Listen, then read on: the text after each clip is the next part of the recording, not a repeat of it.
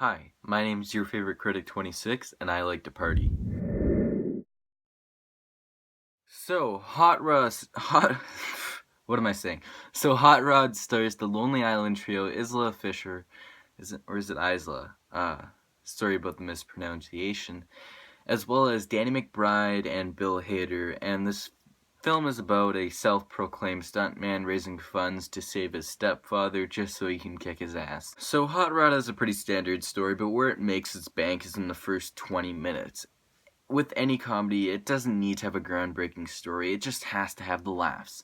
And if a comedy can make me laugh, it's accomplished its goal, and damn does Hot Rod make me cry laughing, especially in the first 20 to 40 minutes, which is just glorious, and it is so funny.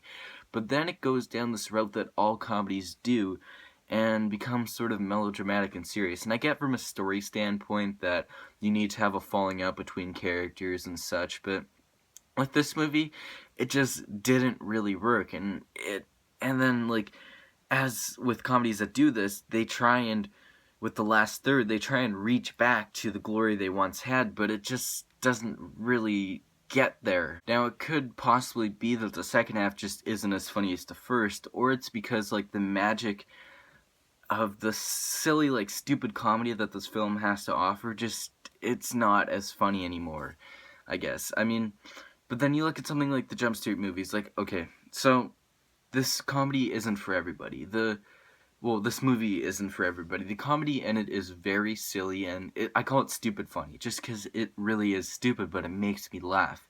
And it's along the same lines as the Jump Street movies, except not as meta. But I found with the Jump Street movies, even though there was a falling out, I was always laughing, and even at the end, I was still laughing because the movie is so damn funny.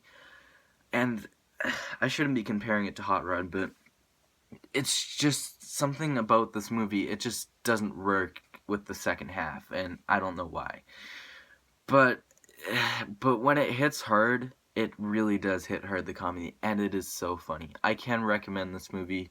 However, it takes a certain person to actually watch and get through it, just because it really is stupid.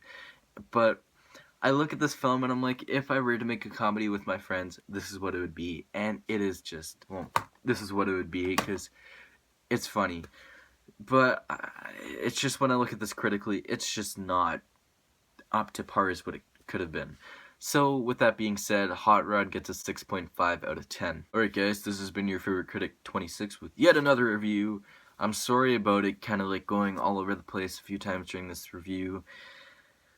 Yeah, so if you like this video, please smack that like button. As always, share it to your friends and subscribe. And if you're wondering what I'm doing with like my TV stuff, I've started to rewatch I started to rewatch American Horror Story right from the beginning. I've seen the first season, and I had nothing really to watch, and what I like to do is I like watching 30-minute like sitcom, I guess you could say, and then something more dramatic in an hour long like TV show like American Horror Story, Breaking Bad, etc., etc.